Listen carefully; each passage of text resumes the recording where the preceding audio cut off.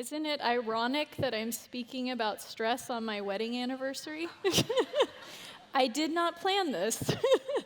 Not that I guess I could talk about something really fun on today, but yeah, it just happened this way. But after, hopefully you'll see that, you'll have a different perspective on stress.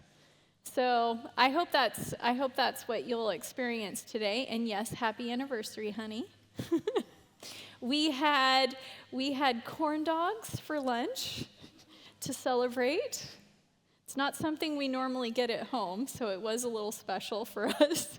And I do actually, for being from California, the first time I came to Campmeeting in 2019, which is when we met, I had never been to Wisconsin before.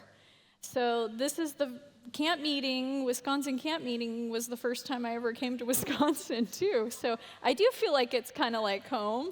And now that I've been here 3 times, I kind of know the camp. I feel really comfortable here. So thank you for bringing me into the family. So we're going to talk about stress today. And if you are a little confused by the title of my presentation, it's You Stress, We All Stress. And you'll understand what that means in a little bit. So one of the things that I see all the time when I go to the grocery store is magazine covers that say things about stress. And usually when they talk about stress, if you look at all of these pictures here, you'll notice that they all cover stress. But when you see them on a magazine cover, they're always saying things like how to get rid of stress, don't they? The irony is you can't get rid of stress. Did you know that? And nor do you want to get rid of stress in all cases. Now, stick with me because I'm going to tell you why. But I love the concept of stress because I was even looking online and I found this. Do you know how many stress-relieving toys we have nowadays? Have you seen them? They have the little popper ones, they started, I remember the fidget spinners, where you stick them. I actually have one in my desk. I got it for free as, at one of those shows. They put their names, logos on them, and I've played with them. They're actually quite fun to play with, but there are tons and tons of toys. Now, I had a client who was in my group, and she brought like 10 different stress-relieving toys with her to group every single day, and she'd go between all of them, and I'm thinking, I didn't even know this many existed. But there's tons and tons of stress-relieving toys, and I'm not sure they're actually helping as much as they tout that they're supposed to. But we want to know the difference between, what's the difference between stress, distress, and eustress. So I'm going to talk about that with you today. So stress is a state of mental or emotional strain or tension resulting from adverse or demanding circumstances. That's stress. Now, here's the interesting part. What constitutes an adverse or demanding circumstance? Pretty much everything. If I have to get up out of bed, can that not be adverse for some people? Right? Or demanding if I have to go to my job. So when we talk about stress, it pretty much covers everything. And sometimes stress is a natural process we experience as we try new things, grow, learn, and adjust. So that doesn't sound so bad when you hear it that way. But these are some examples of stress. Now, I've planned this way before our anniversary, but a wedding, isn't a wedding stressful? Anybody been married? Did you have a wedding that did not include any amount of stress? Now, my husband and I, we got married in 2020, obviously on June 19, and does anybody know what was happening at that time? We might be the only people that got married after March in 2020. Oh, you did? Oh, great. Well, one of the things we learned is it's really hard to have a wedding when nobody is doing wedding jobs. We kind of liked it, though.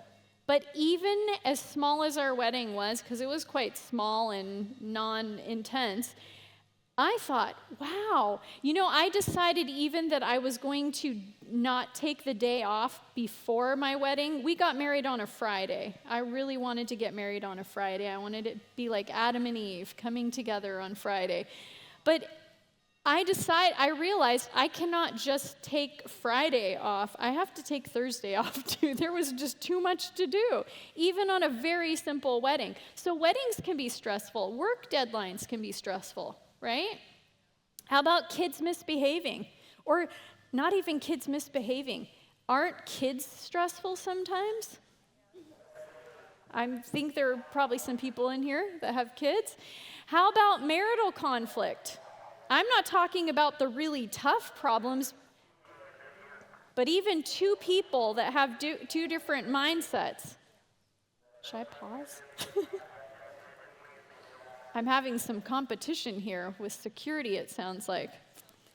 How about lifting weights and exercising? Does that not cause stress too? Why do people exercise then? It causes so much stress. Even planning a vacation. Isn't that stressful? What's stressful about planning a vacation or going on vacation? Well, I have a group that I run every single day, and I wasn't going to be there for the whole week. I had to not only find somebody to substitute that group for me, but I also had to give them all the material so they knew what to do. What happens when I get back? I have to find out what happened and catch up with everything to make sure I know what's going on. So even planning a vacation can be very stressful. How about paying bills? Paying bills can be very stressful. Sometimes you got to make sure all the bills come in at the right time and you pay them on time. So what leads to stress? In order for a situation to induce a stress response, it has to be interpreted as these 4 things. 1, it has to be novel, so something new that you don't normally go through, or not regularly at least. Sometimes it's unpredictable. Sometimes we're not expecting these things, and these things can lead to stress. But there are a lot of things that aren't predictable. Do you predict every time your kids are going to have a fight? No, we don't predict these things. So even that can be unpredictable. Not controllable by the individual. Sometimes we don't feel like we can control it, or we don't have any control over it. By the way, a lot of things are out of our control. And it has to be a social evaluative threat in terms of things like rejection. Isn't that stressful when you think somebody might be rejecting you? And these are all things according to research. So distress, though, that's another form of stress. And distress, an example of that is extreme anxiety, sorrow, or pain.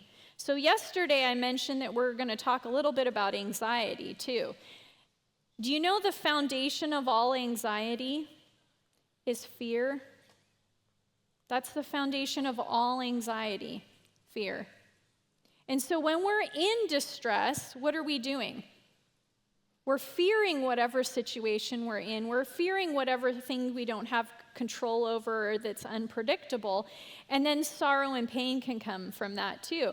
And I found this verse in Genesis 32, 6 and 7. It says, and this is talking about Jacob, and the messengers returned to Jacob, saying, we came to thy brother Esau, and also he cometh to meet thee, and 400 men with them. So how do you think Jacob felt? The Bible says, then Jacob was greatly afraid and distressed. So do you think Jacob had a lot of anxiety going on? Absolutely. Another word for that could be he was vexed. He was overwhelmed with fear. And that's also, so distress is very synonymous with anxiety, having a lot of anxiety. Now we know God took care of everything for him, but that doesn't always matter when we're distressed. We don't think about what God can do. We just have this distress and have the anxiety before we realize and recognize that God can do something in that situation. So what are other examples of distress? How about a job loss? What does that mean? I'm not going to be able to pay my bills. Will I find another job? We get greatly distressed or have lots of anxiety when these things happen. A disease or a debilitating injury. Sometimes, and for some people, it can be even the death of a loved one. I just heard from somebody, I think it was this morning, they lost a loved one.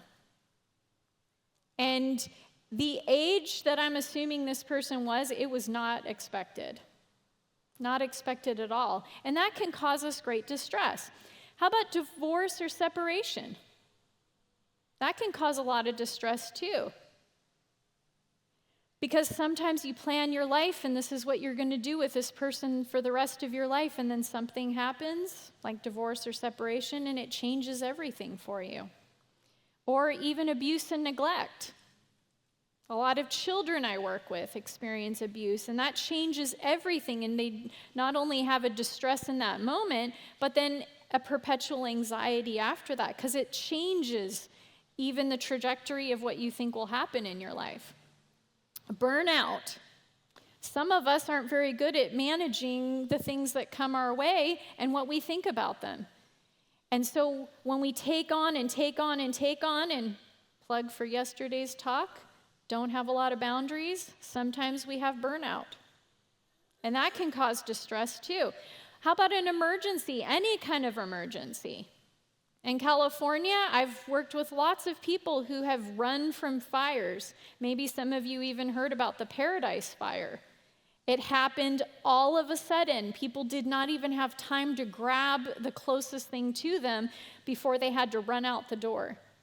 I have friends that live not even 5 minutes from us, and they had 10 minutes to get everything out of their house before they had to run, and then they lost their entire house and everything in it that they weren't able to take with them. That can cause great distress. But we also have a different type of stress too. And this one, or eustress, eu just means good. So eustress is moderate or normal psychological stress interpreted as being beneficial. Now, some of you are like, I don't think so. I don't think stress is ever beneficial. Well, I'm going to share some things with you that would be considered eustress, and hopefully by the end of this, you're going to think a little bit differently about there being another type of stress that isn't bad. This is going to look familiar to you. Weddings. The work it takes to marry the one you love. Do you know that that's a beneficial stress? Now, some people put a little too much on their plate when they're getting married and make the wedding maybe too big and spend too much money. But just planning the wedding can be actually good stress. How about this one? A work deadline. We heard this one before. High performance, though, equals what? High payoff. Kids, even kids in conflict. Lots of work equals what? Great kids. I'm not just talking about feeding them and clothing them and getting them to school, but what is the hardest part of having kids? Character development. You want that kid to go out into society and for people to look at that kid and go, wow, they have great parents. What does that mean? You got to do a lot of work to build those characters so that you get that reward. Marital conflict. Sometimes people think it's the worst thing when they go to counseling. But sometimes counseling actually leads to new insights and being able to say, wow, I've grown. I didn't even realize I didn't know this. And it's so helpful on the other side of that problem. And then what happens? Wonderful things in marriage. There are some, I'll just say marital gurus out there. There's one by the name of John Gottman, and he and other gurus in the marriage field will often say that marriages can be better after conflict than they ever were before conflict. You know why? Because it requires two people to work together to figure things out. and then you get great reward, and the two shall become one. That doesn't always happen on the wedding day. Sometimes it takes years and years and years to get to that place if two people are willing to work at it. How about lifting weights and exercising? That's also a great stressor. But doesn't it lead to greater physical strength and health? Isn't it worth it? How about planning a vacation? Knowing relaxation and exploration will be the result. I was just telling somebody a little bit ago, one of my favorite things about presenting different places is all the people I get to meet. I love meeting people of different cultures. And by the way, Wisconsin is a different culture. It's not just the color of your skin or what country you're from, but even different states have different cultures. And by the way, before you have any judgments of people from California, we are not all the same. I just want you to know that. Some of us are a little bit more like people from Wisconsin than we are like the other people in California. So don't judge too soon. But there are different cultures in different places, just like there's a different culture in the rural places versus the city places, right? So planning a vacation, as stressful as it is, you get to learn and grow through it. How about paying bills? I know some of us, we love to say how much we hate paying the bills. But what does paying the bills mean? The water's running, the electricity works. Especially in the winter here, I'm sure you like it when the electricity works. Those are all things that let you know, oh, I get to provide for my family. So even things that cause stress can actually be beneficial when you do the work. So how does stress affect us? We're going to go through each one of these categories, not too long, but we're going to go through each one of these categories, and I'm going to share with you how each of these affects your stress level, or your stress affects each one of these. So the first one, we're going to look at performance. So there was a study done, the Yerkes-Dodson law. This came to the conclusion that there was a link between stress and improved performance up to a certain point.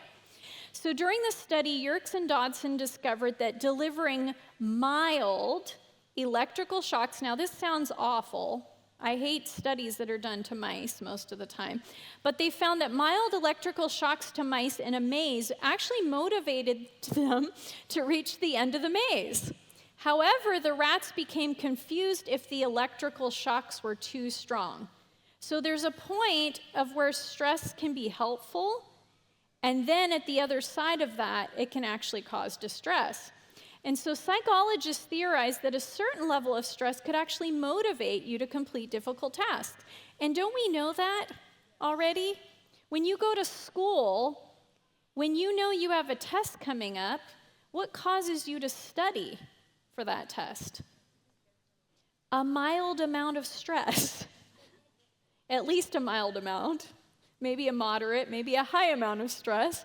But at least a mild amount of stress actually invokes this impetus for you to study for that test. Sometimes people will even go to great lengths, like getting a tutor or getting help from a teacher or a peer. So this is one way that it helps with performance. And another study, Dr. Hans Seil came up with a theory of general adaptation syndrome. And during an experiment with lab rats, he observed a series of psychological changes in the rats after they were exposed to stressful events. And Seil concluded that these changes were not an isolated case, but rather the typical response to stress. And Seil identified these three stages as one, alarm, resistance, and exhaustion. And so now we're going to look at each of those those stages. Alarm, in terms of performance, it refers to the initial symptoms the body experiences when under stress. And we all have heard of the fight or flight response, and that's a psychological response to stress. This natural reaction prepares you to either flee or protect yourself in a dangerous situation.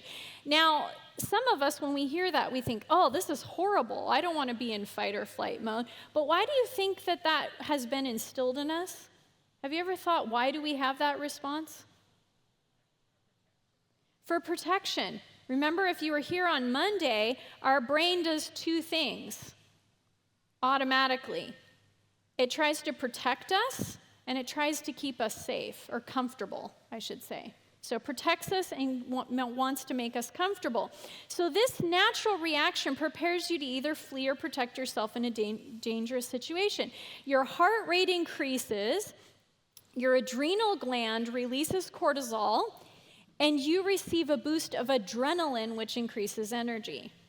Now, we all would not be able to exist without some amount of cortisol in our bodies. I'll give you an example of this. And by the way, it's even in this right here. When your alarm goes off in the morning, if you didn't experience any kind of cortisol, do you know what you would do when that alarm goes off?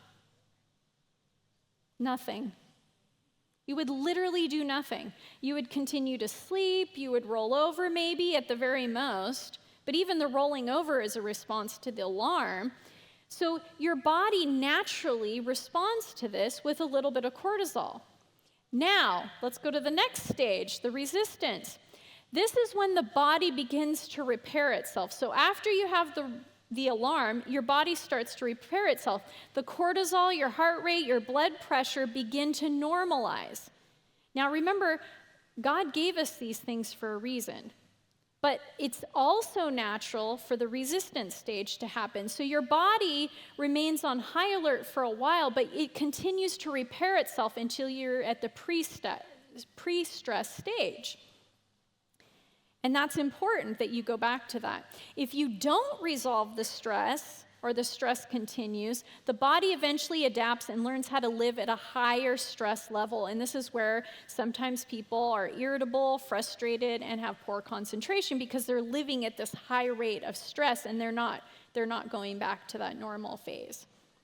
And then the last stage of this is exhaustion. And this is the result of prolonged or chronic stress that can drain us physically, emotionally, mentally, and our resources to the point where your body no longer has the strength to fight stress. So we should never just keep going up and up and up with that stress. There should be a time that we come back. And you may give up or feel your situation is hopeless at this stage if it keeps continuing to be prolonged or chronic. And signs of exhaustion include fatigue, burnout, depression, anxiety, decreased stress tolerance. These are people who react all the time to just about anything.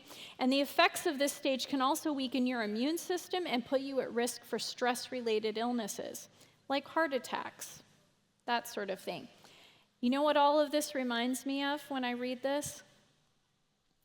Spirit of prophecy tells us that each one of us has a certain amount of vital life force. And we need to protect that amount of vital life force. Do you think that's important to do? What happens when we aren't aware of ourselves? We talked about this, previously. What happens when we don't know how much we can handle because we're not paying attention to that? We keep taking on more and more and more, or we don't put boundaries where we need to. And we go into a state of exhaustion.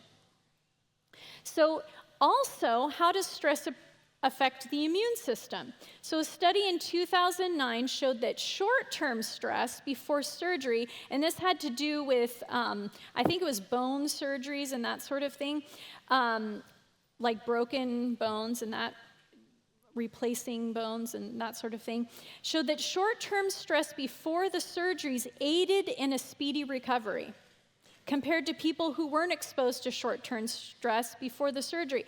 Now, this was confusing to me when I read this a little bit because I was like, who doesn't have stress before a surgery?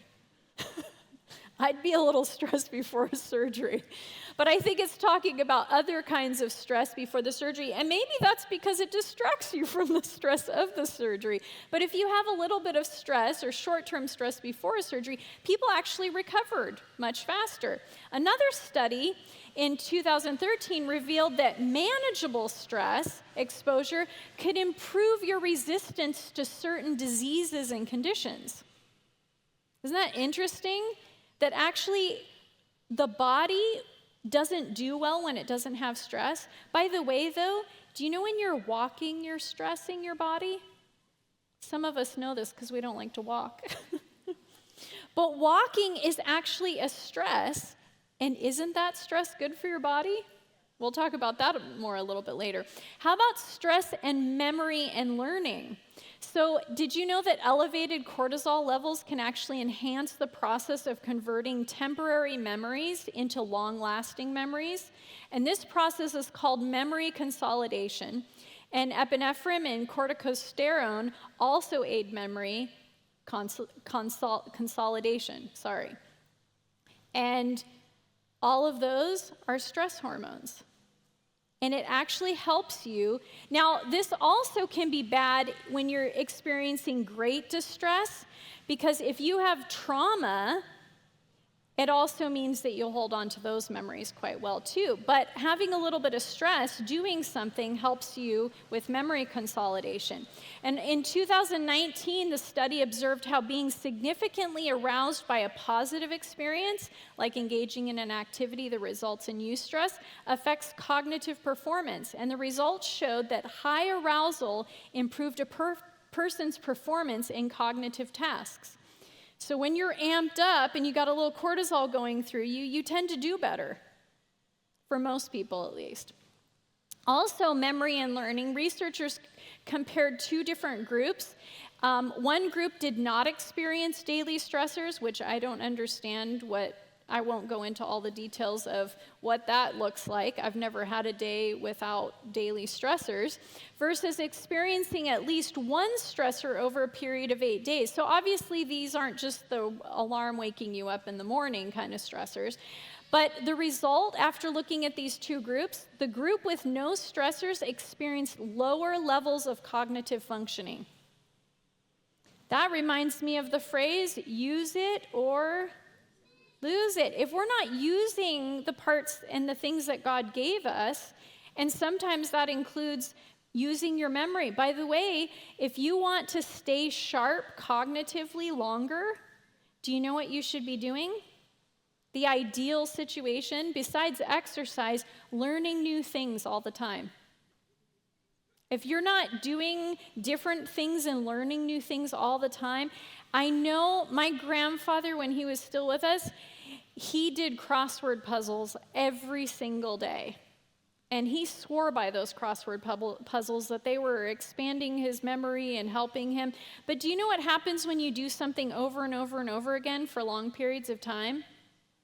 All you do is learn the tricks of how to do them. And you're not actually helping your brain grow. So it's only when you do new things over time that your memory and your learning improve and continue to grow and expand. So everybody after this should take up something new and learn something new. The next thing, how about mental illness? Now this might be unusual for some of you. While some forms of stress, like chronic stress, have been linked to mental health conditions like anxiety, research suggests that low to moderate stress levels could actually help you become more resilient to developing mental health conditions.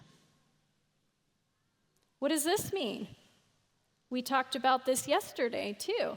When your kids have a problem, should you run in and rescue them? That might be what we naturally want to do, because we don't want anybody to go through problems. That's painful to watch. But actually, when you let them experience stress, what happens? They actually learn and they grow. And one experience translates into another experience. Oh, maybe what I did here, I could do the same thing over here. And it'll help that problem too. How about decision-making skills? Anybody impressed with stress yet? Decision-making skills. I still have more time. Stress triggers your fight or flight response. We know that, a tool that's necessary to protect you from an imminent threat. Scenarios that trigger this response can often be unhealthy, but stressful experiences can enhance your decision-making skills in some cases. And another study observed soldiers in a mock prisoner of war camp simulation. And the research found this caused them to produce a particular type of amino acid, and as a result, they had improved cognitive functioning and decision-making abilities. Now, that sounds horrible for some people to think, oh, I have to go through a simulation of a prisoner of war camp situation. But when you learn things, then what happens when you learn something in one situation? Maybe you're not so afraid. What causes anxiety? Remember? Fear. When I become desensitized to things, maybe I'm not so fearful about them anymore. Isn't that amazing? We'll talk about that more later too. How about development? A 2006 study followed a group of women from the middle of their pregnancy until the child's second birthday. And the researchers observed that women in the group who had been exposed to mild to moderate stressors during their pregnancy had children with more advanced developmental skills than those who weren't exposed to stress at all. And note, exposure to high levels of distress during pregnancy can cause complications and hinder the baby's development. So this isn't talking about major stressors. And remember, it's also the middle of pregnancy, so they didn't study the early stages of pregnancy. But even some stress in pregnancy can help children later on, too, be more resilient in their development. So again, I mentioned before that there's like a happy place in the middle where eustress is, and on either side of that can be distress. Too little stress in your life can be a problem, but also too much stress in your life can also be a problem. We don't want to be on either side. We want to be in the middle where eustress is. We want just enough stress in our lives. I like this quote, stress isn't always harmful. Once you appreciate that going through stress makes you better at it, this is where we get resilience and we get used to it, it can be easier to face each new challenge. And this is a woman who studies stress all the time. So how can we get better at stress? There are some ways that we can actually get better at stress. One way is, I have some tips for you. One way is connection. You've heard about this. I know you've heard about connection this week. When we connect with others, it helps us be more resilient with stress, even the difficult types of stress, but it helps us. But especially when we connect with God. When we read God's word and his promises, when we meditate on those things, when we spend time with him in prayer and read his word, I love reading stories of people in the Bible who go through difficult things. I want to be like them. I want to overcome. I want to learn without having to go through the mistakes that they made. But when we spend time with God, he teaches us what he can do. And I believe, too, he lets us go through certain things so that we can prove him. One of my favorite songs is, Jesus, Jesus, how I love thee, how I've proved him o'er and o'er. I love it when God puts like a nice little part in your head of a song, and over, and I just think that, wow, how I've proved him o'er and o'er. How many times have I proved him in my life? I could give you a whole talk on all the different trials and stressors and everything in my life. Maybe I'll talk about that tomorrow. I think I'm going to talk about that tomorrow because we're going to talk about pain tomorrow. You want to hear about pain? Stress isn't bad enough. We're going to talk about pain too. Also, we need to hydrate. When you're dehydrated, you don't respond very well to stress. You're already at a deficit, and so you need to be hydrated. And one of the things that we tell people is half your weight in ounces. We used to hear all the time, 64 ounces, 8-ounce glasses. But are we all the same size? No, we're not all the same size. So a better way of looking at it is half your weight. So whatever your weight is, in half, and then that's how many ounces you should have. And if you're especially active during the day, it's okay to go over that because you're going to need to replenish more often if you're sweating and doing aerobic exercises and things like that. But we also need to breathe fresh air and do that daily too. We're in a nice place for fresh air. And also we're getting lots of rain right now too. Does anybody know what rain does for you? Gives you negative ions. Now that sounds weird, that negative is positive, but those negative ions are actually good. So anytime you're around running water, like a waterfall, the ocean, I know there's not one of those nearby, but anytime you're around rain too, it gives you those negative ions. So we should be drinking that up right now. Not literally drinking, breathing it up right now. But another thing that you can do in terms of breathing as well is something we call 4-square breathing.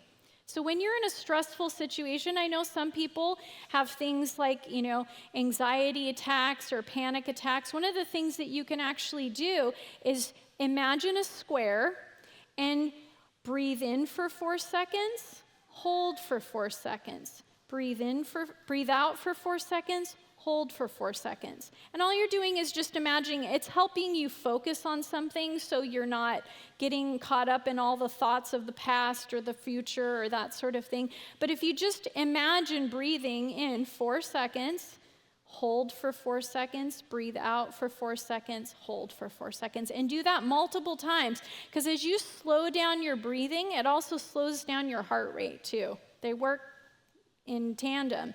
And so when you slow down your heart rate, what happens? You feel a lot more refreshed and you feel less stressed too. Another thing is optimism. And it's something that we've talked about as an underlying factor in all of the things that I'm speaking to you about this week. But optimism is something that we can do in terms of gratitude, focusing on things that we're grateful for.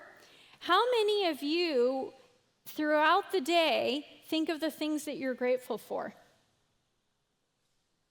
Do you ever name them to anybody? Now, I'm going to encourage you too, when you're grateful for something, don't just say or think to yourself, I'm grateful for this. Actually tell yourself why. Think about it. Now, some of you, if you have an especially negative demeanor, we don't all do this because we want to be negative. Some of us do this because maybe we're around a lot of negative people. If you're around a lot of negative people, sometimes you don't feel very grateful. But there's something that you can do even if you're not feeling grateful, and that is to consider, what would I miss if I didn't have it? Oh, I must be grateful for that then. You don't actually have to feel grateful to be grateful. You can just do that by saying what you're grateful for. Also, meditating on God's word and his promises. That's one type of meditation that you can do, a healthy form of meditation, a biblical form of meditation. And the other one there is reframing. Now, I used to use a different analogy for this, but I like this one much better. If I wasn't a therapist, I would love to build things. I don't know where I get this from, but I have a fascination with all things building. Like, I'm not even great at it, but I just know that if I got building something, I could do it if I had time. I love the whole process. One day I'd love to build a house. I'd love to do the electrical work, the plumbing, all of that stuff. It's a bucket list item of mine. I would love to do that. But what happens in the process of building the house if the framing isn't good? Should you even finish the rest of the house? You're going to have to do a lot of jimmy rigging on that house if the framing is bad. But some of us, the way we think isn't very healthy. And some of us need to reframe our thoughts.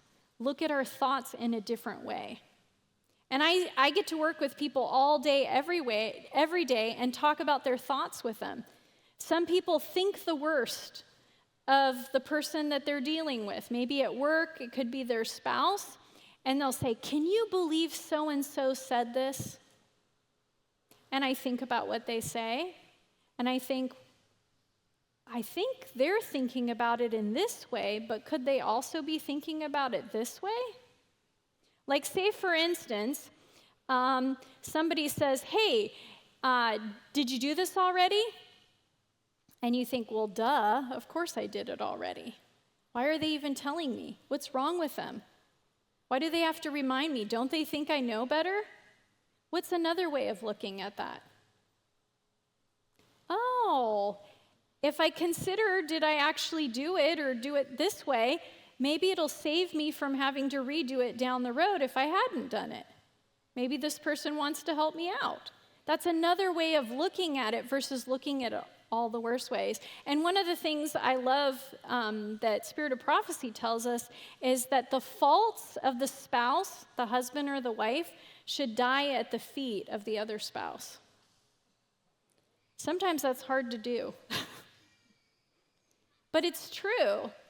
They should fall right here, and I shouldn't consider. And also the Bible tells us to think of others as better than ourselves. We don't do that so easily. It's hard to do. But we can actually reframe our thinking and look at a different way of those thoughts. Another thing is self-control. We talked about this yesterday, boundaries.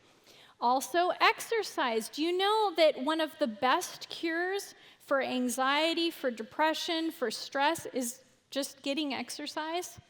Cardio exercise. And yet, what kind of culture are we getting to be more and more? A very sedentary culture. And I'm proof of that because I sit all day, every day. Sometimes I'm lucky if one of my clients is willing to go on a walk with me while we talk, but that doesn't happen very often. And by the way, some of the best conversations and counseling sessions I've had are on a walk.